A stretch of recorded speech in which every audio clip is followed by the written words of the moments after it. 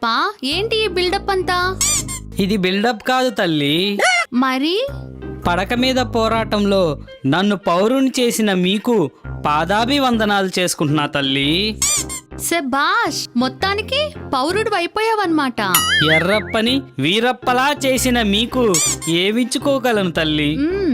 ఇంతకీ ఎంతసేపు పోరాటం చేయగలుగుతున్నావు? 1 నిమిషం నుండి 10 నిమిషాల పోరాట యోధుడినయ్యాను తల్లి. అంతా మీ ప్రాప్తమే తల్లి, మీ ప్రాప్తమే. నిన్ను చూస్తుంటే గర్వంగా ఉంది ఎర్రప్ప. నా పెళ్ళామైతే గోడకి మీ ఫోటోని తగిలించి రోజు మీకు పూజ చేస్తుంది తల్లి. దయచేసి నన్ను దేవతను చెయ్యొద్దు ఎర్రప్ప. ఈ ప్రపంచంలో ఉన్న ప్రతి పురుషుడు పడక మీద పోరాట యోధుడు అవ్వాలనేదే నా సంకల్పం ఎర్రప్ప. అమ్మా, త్వరలో మీకు గుడి కూడా కడతారు తల్లి, మా మగజాతి మొత్తం. ఇప్పటికే మీ పేరు మీద ట్విట్టర్, ఇన్స్టాగ్రామ్ లో ఫ్యాన్ పేజీలు కూడా ఓపెన్ అయ్యాయి తల్లి.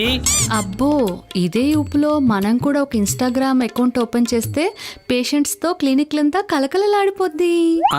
మేడం గారు, చాలా సంతోషం ఎర్రప్ప.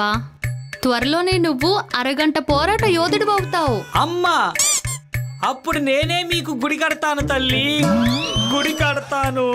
సరే సరే, కడుదులే గాని ఇంతకీ నర్సు నిలవేని వచ్చిందా? వచ్చింది మేడం.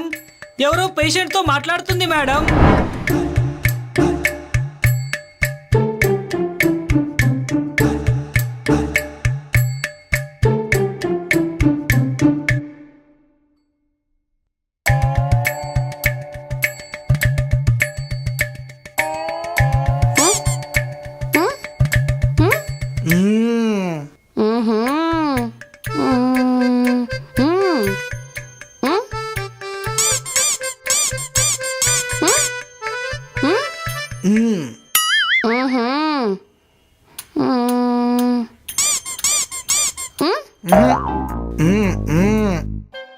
పది నిమిషాలా?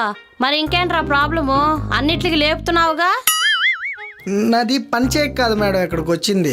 మరెందుకు వచ్చావురా ఇక్కడికి? ఎప్పుడు పడితే అప్పుడు పని పాట లేకపోయినా పని చేస్తుంది మేడం. ఇదేం పనికి మాలి ప్రాబ్లం రా బాబు. నిజం మేడం, నా కళ్ళ ముందు ఎవరైనా అమ్మాయి అలా నడుచుకుంటూ వెళ్తుంటే నా కళ్ళు నా మాట వినట్లేదు, దీనికేమో కలరింత లాగట్లేదు. ఆహా, అమెజాన్ ఫారెస్ట్ లో తిరగాల్సిన వాడివి అమీర్పేటలో తిరుగుతున్నావు అన్నమాట. ఇంకా ఎవరైనా కసుక్కలాంటి అమ్మాయి కనపడితే కనపడితే 1 నిమిషం మేడం,